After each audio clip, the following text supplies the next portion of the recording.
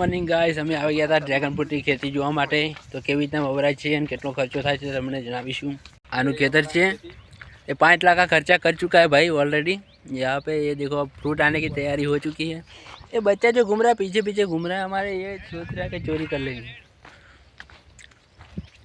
करीबन 5 लाख का खर्चा हो सकता है इसमें. अभी 2-3 बार हमने इसके ड्रैगन फ्रूट तोड़ के ले लिए. हाँ, कितना प्रॉफिट हुआ आपको? प्रॉफिट मिला अभी 1.5 लाख ऊपर मिला. अच्छी बात है ना. मैं तो कहता हूँ सबको ये खेती करनी चाहिए. જોઈ લો મિત્રો, આમાંથી આ ભાઈનો ટાર્ગેટ છે કે અમે 15 लाख સુધીની. हाँ देखो ये आ गया छोटा सा ड्रैगन. देख लो ये निकला अंदर से, देखो. हाँ ये देखो छोटा वाला.